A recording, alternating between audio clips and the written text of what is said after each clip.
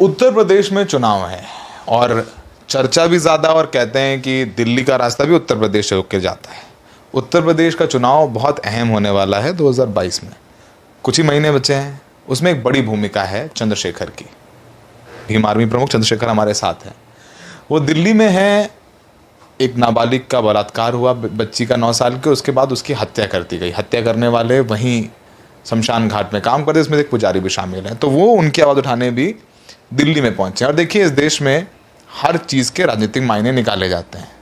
चंद्रशेखर भी एक राजनीतिक व्यक्ति हैं और हमने देखा है हाथरस में बहुत सक्रिय रहे और अब इस मुद्दे के लिए आके सड़क पर संघर्ष करते नजर आ रहे हैं और समाज में इस बात का संदेश भी जाता है। चंद्रशेखर हमारे साथ हैं। चंद्रशेखर, शुरुआत यूपी की सियासत से पहले दिल्ली में हैं और आज आप वहाँ पर भी गए, आपने वहाँ पर प्रदर्शन भी किया, इंसाफ की बात की। क्या समझ आया आपको? क्या लगता है कि कहाँ चूक रह गई सरकार से और दिल्ली पुलिस से? देखिए सौरभ भाई, निर्भया से हम लोग शुरू करें।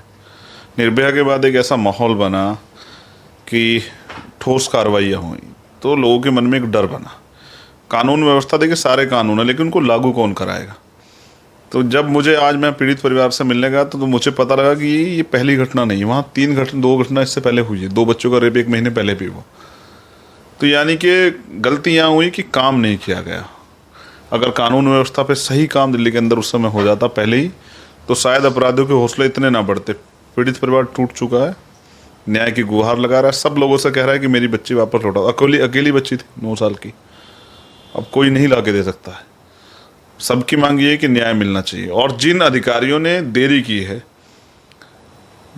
जबकि पुलिस की जिम्मेदारी बनती है, उनको इसी बात की तनख्वाह मिलती है, किसी पार्टी और उससे अलग हटके भी, कि अगर कोई उनके पास आया है पीड़ित तो उसको न्याय दिलाएं, एविडेंस कलेक्ट करें जिससे कि आसानी हो उसको सजा दिलाने में कोर्ट में। वो नहीं किया गया, जिसका खामियाजा भुगतना पड़ा। कि आज ना कुछ जब हुआ तो मैं खुद भी गया, सक्रिय रूप से शामिल हुआ। फिर मैंने वहाँ जो ज्वाइंट कमिश्नर उनसे बात की, 376D POCSO act, SSC act उसमें बढ़वाई। तब जाके अब उम्मीद है कि अभी तो सब लोग ट्वीट कर रहे हैं, अच्छा है विपक्ष को इस बात को उठाना चाहिए क्योंकि किसी परिवार का न्याय सुनिश्चित होगा और ये जिम्मेदारी भी। उम्मीद है कि न्याय मिलने की उम्मीद, क्योंकि दिल्ली है, हमने पहले भी कई मामलों में देखा है न्याय होता है। उम्मीद है कि न्याय होगा। नहीं ना होगा तो मैं तो दिल्ली में ही हूँ। हम लोग तो इसलिए कि उस बात को आगे पहुँचाएं। चंद्रशेखर, आपकी इमेज फाइटर की है, चाहे वो सहारनपुर हो, चाहे वो हाथरस हो, चाहे वो दिल्ली में रविदास मंदिर हो, और ये मामले कई मामले हैं। अब आप भीम आर्मी, आपकी पार्टी भी है आज़ाद समाज पार्टी, आप चुनाव भी लड़ने वाले हैं उत्तर प्रदेश में, आपने घोषणा की। क्या प्लान है आपका चुनाव में उत्तर प्रदेश में? क्योंकि एक जर्नलिस्टिक बात करें, आप ज़मीन पर दिखते हैं, लेकिन जाहिर सी बात है कि एक समाज के लिए आप संघर्ष करते नजर आते हैं और आपके समाज के लिए कुछ दूसरे नेता भी जो एक तरीके से समझते हैं कि ग्रांटेड, कि नहीं भाई ये वोट है तो हमारे पास ही जाएगा। मैं बात करूँ बसपा में, ठीक है, मैं राजनीतिक बात कर रहा हूँ आपसे। पहली बात तो इस पर सवाल बात है, पहले तो आपका प्लान क्या है? आज़ाद समाज पार्टी क्या यूपी में क्या प्लान कर रही है? क्या चीज़ें आपके दिमाग में? देखिए, हम एक नया दल है, विचार नया नहीं। विचार तो मान्यवर काशीराम साहब बहुजन आइडियोलॉजी को देखें, बहुजन हिताय बहुजन सुखाय। हमारा काम जो है संगठन निर्माण का चल रहा है, क्योंकि चुनाव के समय आप भी जानते हैं और सब लोग जानते हैं, पूरा विपक्ष इस बात को जानता है कि जब बीजेपी मेन स्ट्रीम में आके खेलेगी इलेक्शन पे, प्रधानमंत्री आके जो है घड़ियाली आंसू बहाएंगे, बड़ी बड़ी बातें करेंगे, तमाम तरह से जब सरकार के लोग सत्ता का दुरुपयोग करेंगे, संसाधन जुटाएंगे, तो फिर हमेशा की तरह ध्रुवीकरण तमाम तक राजनीति चलेगी। इस बेस पे एक हर जगह पे सक्रिय कार्यकर्ता जो वोट को ध्रुवीकरण से रोके, उसके लिए सम्मेलन, साइकिल यात्रा भी चली पूरे उत्तर प्रदेश में। गांव-गांव जाके हमने माहौल बनाया कि भाई वो अपने मुद्दों पे इस बार बात करें, धार्मिकता छोड़ के रोजगार पे, स्वास्थ्य पे, एजुकेशन पे बात करें। जो उत्तर प्रदेश में जो बीजेपी की सरकार ने सेंटर में बैठ के, और उत्तर प्रदेश में भी जो ये निजीकरण कराया तमाम तरह के मुद्दों पे, और जिस तरह से इन्होंने कानून का दुरुपयोग किया सत्ता का, कि कोई बोल जाता है तो नशा लगा देते हैं, कोई बोल जाता झूठे मुकदमे लगा देते हैं, कोई अपनी आवाज़ उठाना तो लाठी बजा देते हैं। लखनऊ को जा सकता है क्या आंदोलन करने? जाएगा तो वो उसको लाठी जो है उस पर खूब बजेंगी। तो ये सब समझते हुए आप लोग ग्रामीण स्तर पे, बूथ पे वर्कर जो है वो तैयार के जा रहे हैं। पूरा महीना यही काम चलने वाला है। स्पष्ट तो ये है कि हम पूरे 403 सीटों को तैयार कर रहे हैं, कि जिससे कि सब जगह पे हम अपने वोटर्स को, क्योंकि कैडर हमारा सब जगह है, पूरे उत्तर प्रदेश की 403 विधानसभा सीटों पे हमने साइकिल यात्रा चलाई। तो हमारा कैडर सब जगह है, उस कैडर को हम तैयार कर रहे हैं कि वो ये भी मन में बना ले कि उत्तर प्रदेश की सत्ता पलटनी। ठीक है, सत्ता पलटनी है और आप कह रहे हैं हम नए दल हैं। जी। इच्छा है आपकी कि अखिलेश यादव और जयंत चौधरी का अलायंस हुआ है, साथ में आपको भी वो लोग लें आज़ाद समाज पार्टी के साथ में भी, क्योंकि तीन एक ऐसे लोग हैं जो युवा भी हैं और मजबूती के साथ विपक्ष को मजबूत करके चुनौती दे सकते हैं योगी को। लगता है आपको कि अलायंस होना चाहिए आपका? आप इच्छा जाहिर कर चुके हैं। देखिए, मैं तो पहले भी इस बात को इस पटल पर रख चुका हूँ। मेरे लिए इम्पोर्टेंट है कि भारतीय जनता पार्टी की ये जो तानाशाही सरकार है, जिसने नौजवानों से वादे तो बहुत किए थे रोजगार के और तमाम तक दिया कुछ नहीं, और जो रोजगार मिला उसमें भी हकमारी कर ली। तो मेरी तो इच्छा ये है कि उत्तर प्रदेश में भाजपा रुके, उसके लिए एक मजबूत गठबंधन बनना चाहिए। ये हमारा प्रयास, क्योंकि हम बिहार देख चुके हैं, एक गलती और 5 साल सत्ता से बाहर होकर आदमी विपक्ष की भूमिका में और सत्ता में बैठे लोग कानून का दुरुपयोग करते हैं। तो गलती नहीं होनी चाहिए, इसलिए मैंने अपनी तरफ से अपील की कि एक मजबूत गठबंधन बने। तो वो गठबंधन बनेगा तो भाजपा को रोकना आसान हो जाए, क्योंकि मैंने कहा ना, अभी देखो बीजेपी ने 2 चीज़ें की। नीट वाले मामले पे भी आपने देखा, वो इसलिए हुआ कि गांव देहात स्तर पे जब भीम आर्मी के लोग साइकिल यात्रा में आज़ाद समाज पार्टी लोग गांव-गांव में तैयार कर रहे थे पिछड़े वर्ग के लोगों को कि ये हकमारी चल रही है पिछले 4 साल से, आप लोग क्या कर रहे हो। तो जो फीडबैक बीजेपी को मिला उन्होंने उस पर काम कर दिया। अब अगर आपने अच्छा काम किया होता उत्तर प्रदेश में तो आपको 7-7 मिनिस्टर क्यों बनाने पड़ते। तो वो अपनी रणनीतिक रूप से काम कर रहे हैं। हमारा भी प्लान ये होना चाहिए कि हम कुछ लोग मिलके गलती ना दोहराएं बिहार वाली, और उत्तर प्रदेश में भारतीय जनता पार्टी को रोकें, क्योंकि यहीं से केंद्र का रास्ता होकर जाएगा। उत्तर प्रदेश एक ऐसा स्टेट है जो तय करता है कि केंद्र में किसकी सरकार आएगी। आप अगर क्या अभी आपने इच्छा जाहिर कर दी, क्या बातचीत हुई कुछ अखिलेश यादव से आपकी आपस में पार्टी में कुछ अभी इनिशियल लेवल पर? देखिए, क्योंकि अखिलेश यादव कह रहे हैं कि मैं बड़ी पार्टी में छोटी छोटी पार्टियों से गठबंधन करूंगा। देखिए, चुनाव है, जब अभी पंचायत अध्यक्ष का चुनाव हुआ और जो गुंडागर्दी उत्तर प्रदेश में भारतीय जनता पार्टी के लोगों ने की, सत्ता का दुरुपयोग किया, तो शायद मुझे लगता है कि ऐसा किसी ने पहले कभी नहीं देखा था। ब्लॉक प्रमुख के चुनाव में जिस तरह से गुंडागर्दी बड़े पैमाने पर चली और जनता ने जो देखा, जो तमाशा, महिलाओं का चीरहरण, तो बात तो सबसे होती है कि भाई इस हालात में किस तरह से जो है आगे बढ़ा जा सकता है। बात सबसे होती है, लेकिन मैंने कहा ना कि बड़ा दिल दिखाने की जरूरत है। ये समय है सब लोगों को मिलकर अपनी कुर्सी की परवाह ना करके भारतीय जनता पार्टी को रोकने का। और अगर आप अपनी अपनी परवाह करें, मुझे तो परवाह नहीं है, मैं समझता हूँ कि अखिलेश यादव बड़ा दिल दिखाएं। सभी को दिखाना चाहिए। लड़ाई जो है ना कुर्सी की नहीं है, लड़ाई अपने प्रदेश को बचाने की, और उन लोगों से बचाने की जो बिल्कुल लोगों को जो है मजबूर कर दे रहे हैं कि वो रोजगार के लिए भी वो भूखे मरना पसंद करें, लेकिन बोले ना। आप ये देखिए, प्रधानमंत्री मजाक बनाते हैं उत्तर प्रदेश के लोग, 1000 रुपये देते हैं हर महीने कोरोना काल में। अभी सैटरडे संडे लॉकडाउन है, लाखों परिवार ऐसे हैं जो भूख से मरते हैं। सुबह कमाने जाते तब रोटी आती, कौन परवाह कर रहा है। 1000 रुपये 850 का तो सिलेंडर मिलता है, अगर लेने जाएंगे तो 100 रुपये का पेट्रोल। तो मैं समझता हूँ 50 रुपये में नमक नहीं आता, तो खाएगा क्या। तो ये जो मजाक उत्तर प्रदेश जनता के साथ हो रहा है, जनता को समझना चाहिए। अब हम वोट की वैल्यू कि जनता, अंतिम व्यक्ति को ये नहीं पता ना देश के अंदर कि उसकी वोट की कितनी वैल्यू है।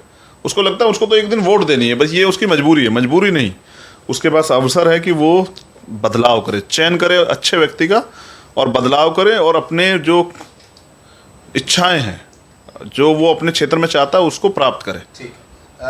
ठीक, अगर मान लीजिए 2 सवाल, उसके बाद बात खत्म करेंगे। पहला सवाल कि अगर कल को बात नहीं बनती है आपकी, अखिलेश यादव आप चाहते हैं, आप चाह रहे हैं बड़ा दिल दिखाएं, और जाहिर सी बात है आपको कह रहे हैं एक वाइडर पर्सपेक्टिव में बीजेपी को रोकना है, तमाम मुद्दे आपने बताया, तो गठबंधन होना चाहिए, मजबूत होना चाहिए, बीजेपी को रोकना चाहिए। कल को नहीं होता है तो आप 403 सीटों पर तैयारी कर रहे हैं, तो चुनाव लड़ेंगे? बिल्कुल लड़ेंगे। हमारे पास वर्कर हैं, हमारे पास वोटर हैं, हमारे पास जो है अभी आवेदन है, वो सब लोग, हम तो 1-1 सीट पे 3-3 आवेदन है। हमारा प्रयास ये रहेगा कि जो पैसे की राजनीति उत्तर प्रदेश में और देश में, जहाँ 2-3 करोड़ रुपए एक आदमी विधानसभा लड़ने के लिए पहले स्टोर करता है और फिर वो उस पैसे से चुनाव लड़ता है, और अगर जीत जाए तो फिर अगली बार के लिए पैसा तैयार करता है, हार जाए तो फिर वो उसकी राजनीति समाप्त हो जाती है। लड़ेंगे इस बार, गठबंधन हो या ना। आम आदमी कैसे राजनीति में अपनी भागीदारी करे, कहना 1 वोट 1 वैल्यू है कहाँ, वो अपने वोट से कैसे सरकार परिवर्तन करे। तो हम पूरे उत्तर प्रदेश में 403 सीटों पर चुनाव लड़ेंगे। अगर लोगों ने ये तय कर लिया कि उनको भाजपा की मदद करनी है तो हम अपना काम करेंगे, क्योंकि हमें इस देश, हम ये समझते हैं लोकतंत्र में, ये जो लोकतंत्र है, संविधान ने सत्ता के साथ विपक्ष को भी ताकत दी है, और हम विपक्ष की भूमिका अदा कर रहे हैं। जब भी अभी 69 शिक्षक भर्ती के मामले में आपने देखा, हाथ तोड़ दिए, पिटाई हुई। अभी मैंने उस पर जब मैंने कहा कि जैसे विधानसभा सत्र जो है योगी जी से शुरू करेंगे, हम घिराव करेंगे और हम खाएंगे लाठियाँ पिछड़े वर्ग के लोगों के लिए। और अभी जातिगत जनगणना के लिए भी पूरे देश में माहौल बनाएंगे और सरकार को घुटनों पर टिका के नीट की तरह प्रयास करेंगे कि पिछड़े वर्ग की जातिगत जनगणना हो, उनके अधिकार उनको मिले। जातिगत जनगणना हो। आखिरी सवाल आपसे, अब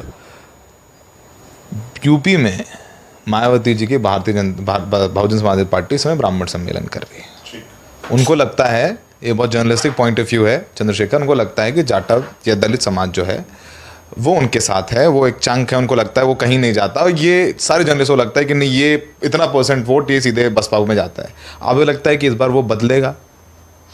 और जाहिर सी बात है, आप भी उस समाज के लिए संघर्ष करते नजर आ रहे हैं, आपके साथ वो समाज आएगा, क्या असेसमेंट है आपका? बिल्कुल साफ है। पंचायत चुनाव हुआ, लोगों ने हमें वोट दिया।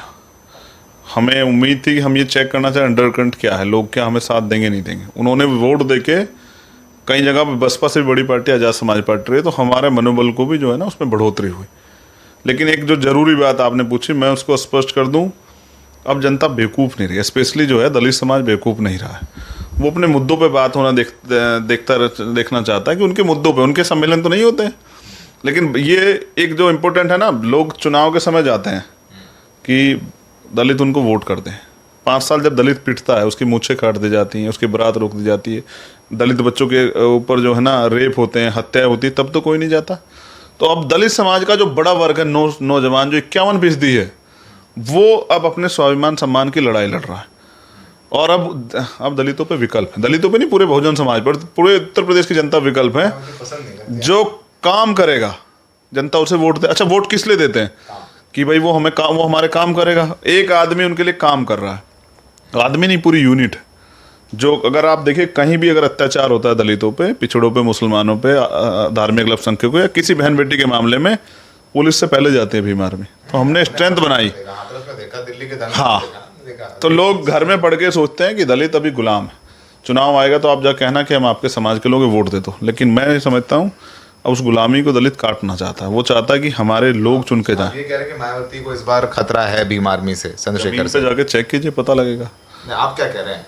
मैं तो करके दिखाने वालों में हूँ। मैं मुंह से कम बोलता हूँ, काम ज़्यादा करता हूँ। तो अब चुनाव आएगा, आप देखिए जिधर को आज़ाद समाज पार्टी निकलेगी, भीम आर्मी के लोग जब काम करेंगे, और जनता समझ रही है कि अब जो है विकल्प है, और अच्छा विकल्प है, जो बिकाऊ नहीं है, जो दलितों के वोट का सौदा नहीं करेगा, ना दलितों को बेचेगा, ना खुद बिकेगा। और ये ना बिकने वाला दलित जो है, मान्यवर काशीराम साहब तैयार करके गए थे। बहुत सारा दलित आज भी वहीं खड़ा हुआ है। मायावती जी के लिए कोई संदेश? आप तो बुआ जी कहते हैं, कितनी बार हमारी आपकी बात हुई है। बुआ जी के लिए मंगल कामनाएं, सेहतमंद रहें, उनका स्वास्थ्य अच्छा रहे और दीर्घायु बड़ी है, और बेटा होने के नाते मेरी उनकी तरफ उनके लिए मंगल कामनाएं।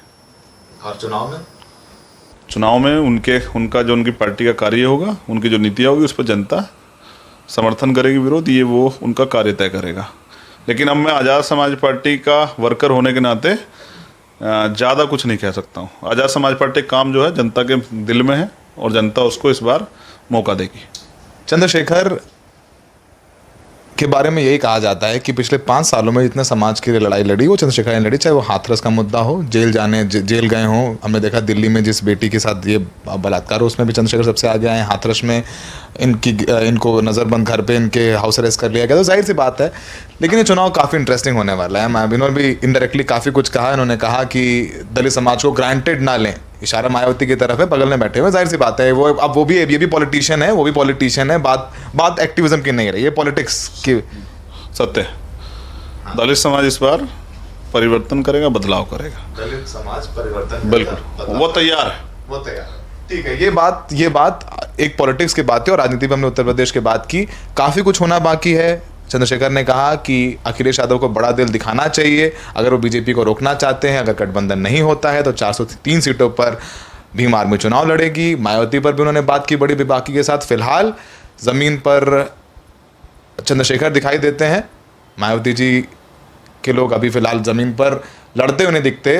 उनके ट्वीट ज़रूर आते हैं, उनके कोऑर्डिनेटर ज़रूर जाते हैं, लेकिन ज़मीन पर दलित समाज में क्या मैसेज है, कितनी स्वीकारोक्ति, सब चुनाव के नतीजे बनाएंगे। फिलहाल काफ़ी कुछ है, और चंद्रशेखर लगातार दिल्ली में जिस बच्ची के साथ रेप और उसकी हत्या की गई, उसके लिए आवाज़ उठा रहे हैं। नई दिल्ली, सौरभ शुक्ला, NDTV इंडिया।